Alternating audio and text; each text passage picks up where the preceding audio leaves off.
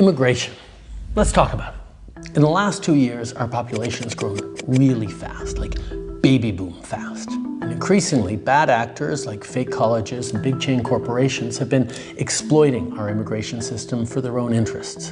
So we're doing something major. We're reducing the numbers of immigrants that will come to Canada for the next 3 years. Today, I'm going to let you in on what happened, where we made some mistakes, and why we're taking this big turn. There are two kinds of immigration in Canada. The one you probably think of most is permanent immigration, like when families come to Canada to settle and call it home. Every year, the government determines the right number of permanent residents that we want to admit. That's how it's been done for decades. But a plan that only talks about permanent immigration misses the other pathway, temporary immigration. Temporary residents are people who come to Canada for a limited time, like international students, temporary workers, and so on. They come to work a job or go to school.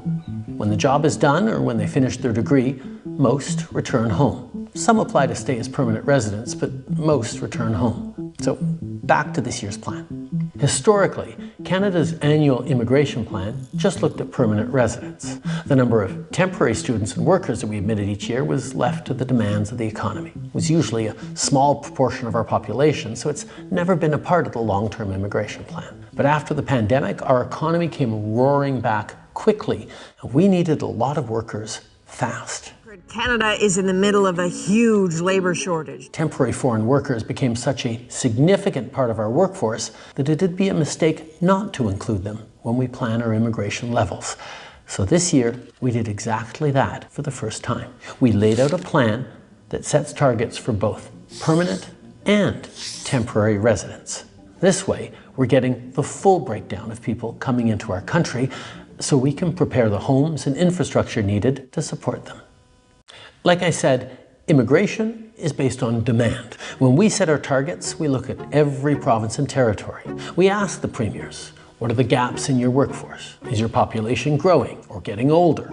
We field calls from businesses, CEOs, economic experts, all sharing their thoughts on where we should set our targets. We've had a chronic shortage of labor for the last decade. It is the #1 issue of all manufacturers across Canada. So we think there needs to be more, push the pedal to the floor to bring more people into Canada because Ontario is facing a generational labor shortage. 380,000 jobs are going unfilled. It's no surprise that every sector has different wants and needs when it comes to immigration. But after the pandemic, they all came to us with the same message. After 2 years with closed borders, we need more people, more workers, fast. So we brought in more workers, and it was the right choice. It worked. Our economy grew. Restaurants and stores reopened, businesses kept running, but most importantly, in spite of lots of economists' predictions, we avoided the worst-case scenario, a recession. But some saw that as an opportunity to profit, to game the system. We've seen way too many large corporations doing this. The government says the program has been used to get around hiring Canadian workers in some instances. Far too many colleges and universities used international students to raise their bottom line. There are the diploma equivalent of puppy mills that are just churning out diplomas. There is fraud and abuse, and it needs to end. Because they could charge these students tens of thousands of dollars more for the same degree.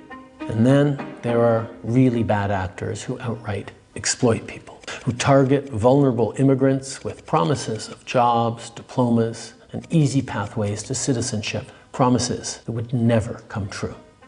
Looking back, when the post-pandemic boom cooled and businesses no longer needed the additional labor help, as a federal team, we could have acted quicker and turned off the taps faster. Now, it is time to make the adjustments to stabilize the immigration system that we need and get it working right for Canadians for right now. Immigration is primarily a federal job. We have the levers to rein it in, so we are. This is a big change, a major cut to immigration, reducing permanent immigration levels by at least 20%. A new string of measures to clamp down on temporary immigrants. That means a decrease in international students, temporary foreign workers. Canada's new immigration plan is straightforward. Lower the number of new immigrants coming into Canada, both temporary and permanent.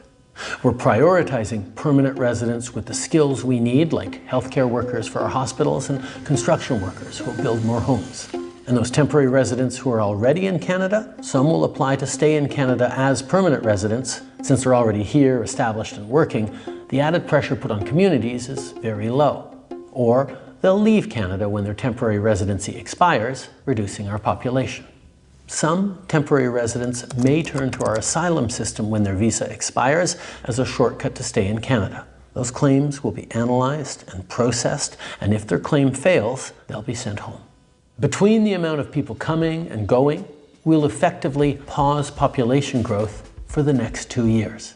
Then from 2027 onwards, it'll balance out and slowly start increasing again at a sustainable pace. In fact, that gets us back to the population growth path we were on before the pandemic.